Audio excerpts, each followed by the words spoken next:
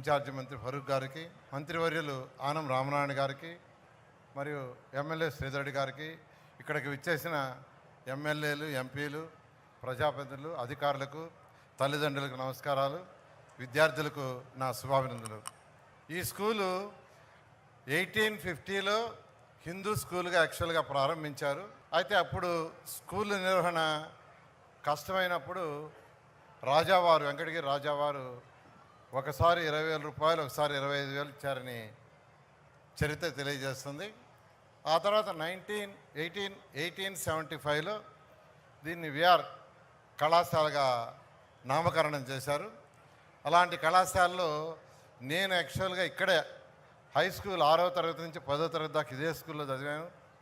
ఇదే కాలేజీలో intermediate degree చదవటం జరిగింది.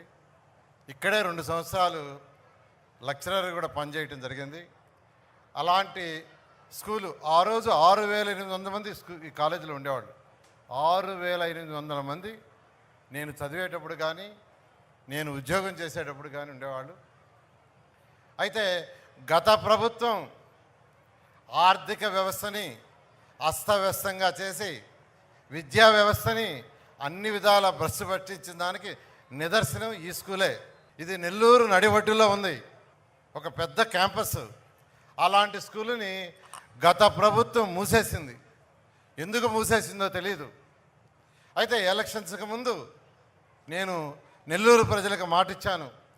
ప్రభుత్వం రాగానే ముఖ్యమంత్రి గారితో, విద్యాశాఖ మంత్రితో మాట్లాడి ఈ స్కూలును వెంటనే తెరిపిస్తానని చెప్పడం జరిగింది. ప్రభుత్వం రాగానే వెంటనే P4 ప్రోగ్రాం, ముఖ్యమంత్రి గారు ఈరోజు P4 ప్రోగ్రాం తీసుకొచ్చారు.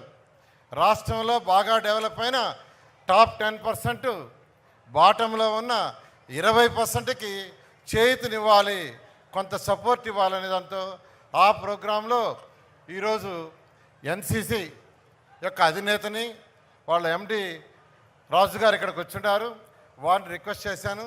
అదేవిధంగా నారాయణ గ్రూప్, మా పిల్లల్ని యాక్చువల్గా వాళ్ళకి చెప్పాను, మనం ఎంతో ఉన్నత స్థితికి పోయాం, నేను చదివిన స్కూలు దీన్ని డెవలప్ చేయమంటే మా కుమార్తె శరణి వాళ్ళు కలిసి ఈ స్కూలుని చాలా చాలా చక్కగా తీర్చిదిద్దారు.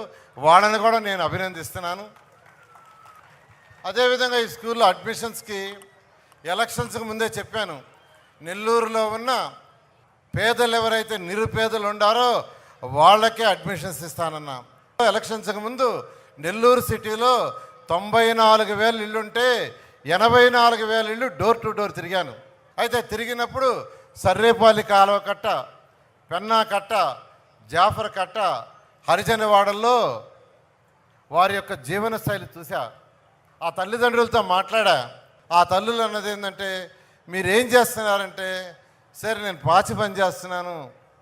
ఎక్కడ చేస్తున్నామంటే 2-3 ఇళ్లలో, ఒక ఇంట్లో కాదు. ఎంత వస్తుందంటే 2,000 నుంచి 3,000 వస్తుంది సార్. నేను అప్పుడే నిర్ణయించుకున్నా, వీరి యొక్క జీవన శైలి చాలా అధ్వానంగా ఉంది, వీళ్ళని డెవలప్ చేయాలని ఎలక్షన్లో వారి కోసమే నేను ప్రత్యేకంగా ఈ విఆర్ఐ స్కూల్ని మోడర్నైజ్ చేస్తామని నిర్ణయించుకొని ఎలక్షన్స్కి ముందు మాట ఇచ్చి, మాట ప్రకారమే ప్రభుత్వం రాగానే విద్యాశాఖ మంత్రి గారి లోకేష్ గారితో చెప్పడం జరిగింది, ముఖ్యమంత్రి గారితో చెప్పడం జరిగింది. వాళ్ళు ఒక్క నిమిషం ఆలోచించకుండా వెంటనే దాని రూపురేఖలు దిద్ది ఒక మంచి స్కూల్ చేయండి అని వెంటనే దీనికి పర్మిషన్ గ్రాంట్ చేశారు లోకేష్ గారు. అందరూ గట్టిగా చప్పట్లు పెట్టాలా. అదేవిధంగా స్టాఫ్ని 43 మందిని యాక్చువల్గా వెంటనే అలాట్ చేశారు. ఈరోజు రూపుదిద్దుకున్నది ఇందులంతా పేదలు, నిరుపేదలకి అడ్మిషన్ ఇచ్చాం.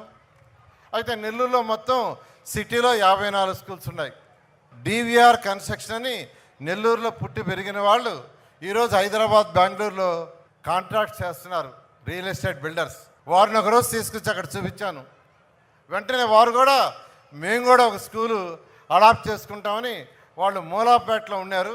ఆ మూలాపేట గర్ల్స్ హై స్కూల్ని అడాప్ట్ చేసుకుని మొదలుపెట్టారు. ఇదే విధంగా దీనికంటే బాగా చేయాలని వాళ్ళని రిక్వెస్ట్ చేశాను. అదేవిధంగా వేమిరెడ్డి ప్రభాకర్ రెడ్డి గారిని కూడా ఒకరోజు తీసుకొచ్చి MP గారిని చూపించాను. ఆయన కూడా, నేను కూడా ఒక స్కూల్ అడాప్ట్ చేసుకుంటా అన్నారు. RSR స్కూల్ అడాప్ట్ చేసుకున్నారు. దాన్ని కూడా ఇంతకంటే బాగా చేయాలని చెప్పాను.